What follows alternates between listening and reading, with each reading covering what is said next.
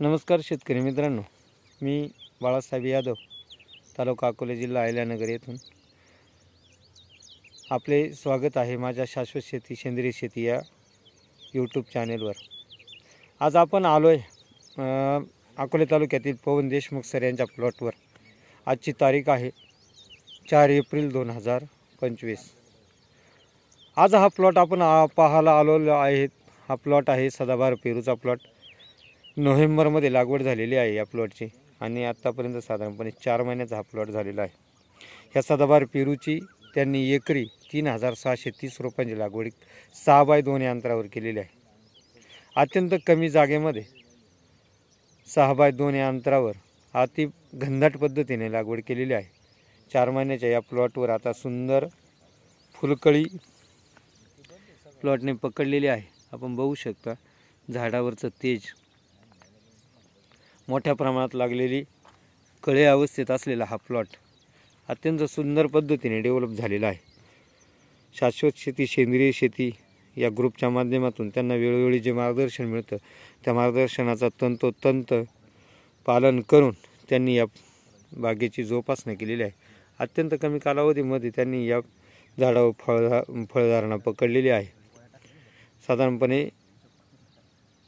4 महिन्याचा हा झालेला प्लॉट सदाबहार पेरूचा हार्वेस्टिंग 8व्या महिन्यामध्ये चालू होईल। एकाच एकर क्षेत्रामध्ये मोठ्या प्रमाणात 3630 रोपांची लागवड करून हा सदाबहार पेरूचा प्लॉट हार्वेस्टिंगसाठी 8व्या महिन्यामध्ये तयार राहील आणि 1 एकर क्षेत्रामधून 80 ते 100 टनापर्यंत उत्पन्न हे पवन देशमुख सर घेणार आहेत।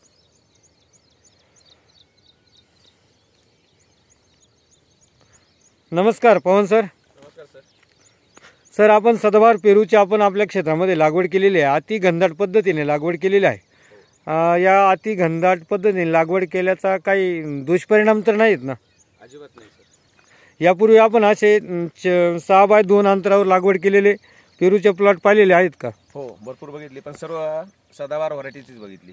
हां, कुठं कुठं आपण प्लॉट पाहिले सर? प्लॉट शेलदला बघितलीत, राजूरला बघितलीत, बर मेन हेडक्वार्टर आहे तिथे बघितलीत। बर बर बर ठीक आहे। अति घनदाट पद्धतीने या सदाबहार पेरूची लागवड केलेली आहे आपण।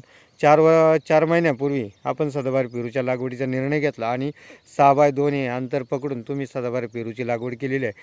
अत्यंत सुंदर पद्धतीने हा तुमचा सदाबहार पेरूचा प्लॉट डेव्हलप झालेला आहे।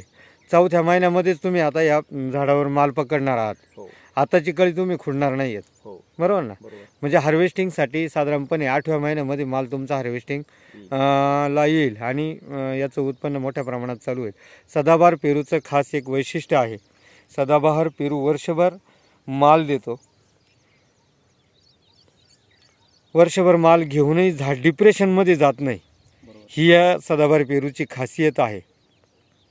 इतर व्हरायट्यांची आपण जर जास्तीचा माल पकडला किंवा वारंवार माल पकडला तर झाड डिप्रेशनमध्ये जातं, पिवळं पडतं आणि नाविलाजाने त्याला खरड छाटणी घ्यावी लागते।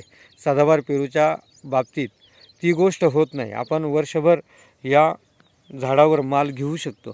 अत्यंत सुंदर पद्धतीने डेव्हलप केलेला हा सदाबहार पेरूचा प्लॉट आणि पवन देशमुख सरांनी श्री शाश्वत शेती सेंद्रिय शेती या ग्रुपच्या माध्यमातून घेतलेले मार्गदर्शन अत्यंत मोठ्या प्रमाणात त्यांना उपयोगी पडलं आणि एका झाडावर जर आज सेटिंग पाहिली तर खूप मोठ्या प्रमाणामध्ये 4 महिन्याच्या झाडावर ही सेटिंग झालेली आहे आणि हे पूर्ण फळधारणा ते पकडणार आहेत।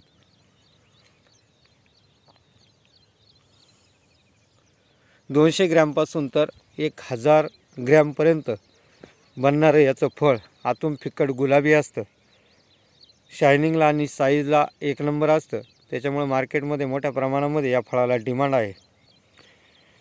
झाडावरचं तेज आपण पाहू शकता, एकदम सुंदर असं खूप मोठ्या प्रमाणात हिरवेपणा या झाडाला आहे। या 3630 रोपांमध्ये या पूर्ण एकरमध्ये असलेल्या एकही झाड आपल्याला डॅमेज आढळणार नाही। एका झाडावरही कुठेही मर रोग असेल, निमॅटोड असेल, मुळकूज असेल असा कोणताच प्रकार या बागेमध्ये आढळून येत नाही। पूर्णपणे 3630 रोपांची ही लागवड आपण पाहू शकता. अत्यंत सुंदर पद्धतीने याची डेव्हलप झालेला बाग हा सदाबहार पेरूचा प्लॉट आहे.